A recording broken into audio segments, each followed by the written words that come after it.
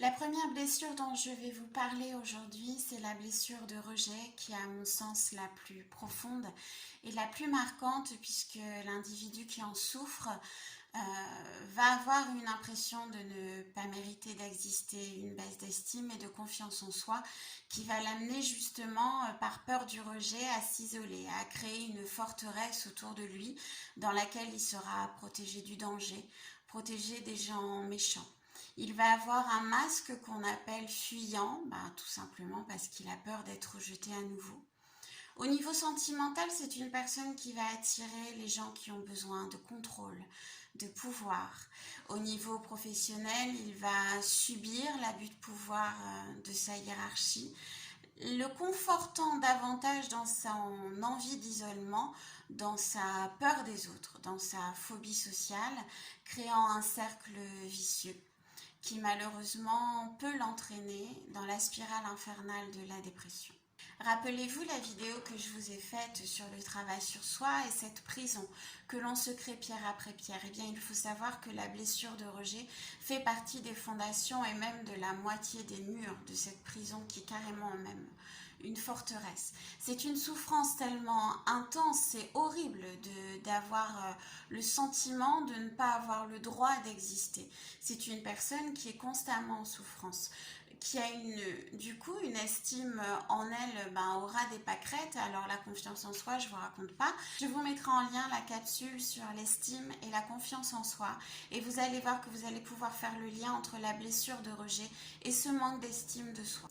La bonne nouvelle, c'est que comme toute blessure, nous pouvons nous sortir de ce cercle infernal. Comment? Tout simplement par le travail sur soi. Vous verrez qu'à chaque fois, il sortira. Pourquoi? Mais parce qu'il n'y a pas de secret en fait. On est bien obligé de travailler dans son intégralité pour être en fait totalement aligné et être fier de qui l'on est. C'est comme ça ne peut pas se passer autrement. D'un point de vue psychanalytique, on va aller s'intéresser à la source de cette blessure. Nous allons poser des mots sur vos mots. Pourquoi?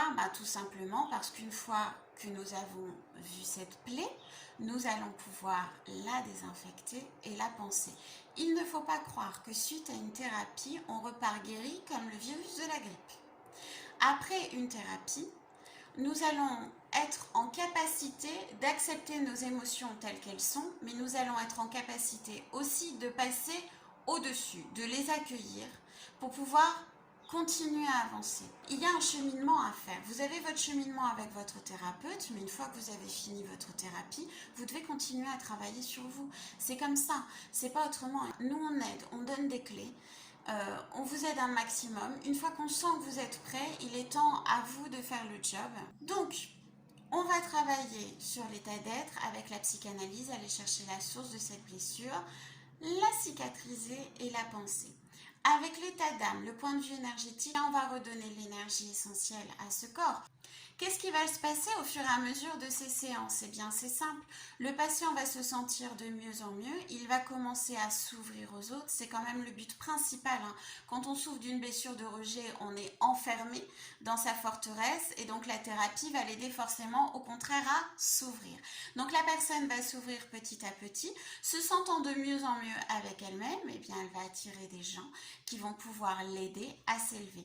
Ce seront ou des compagnons de route durant le chemin de vie justement pour faire ce travail, ou alors ce sont des amis sincères.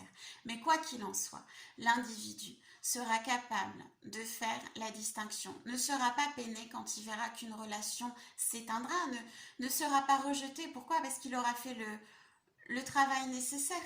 Et donc il comprendra que ces gens-là étaient là pour faire un petit bout de chemin avec lui, pour l'aider à s'élever. Et puis hop, il y en a d'autres qui arrivent. Et c'est comme ça, c'est la vie. On a des amis qui sont là toute une vie, puis on a des compagnons de route qui sont là un temps donné. Voilà, la blessure de rejet, à mon sens, la plus profonde, la plus marquante.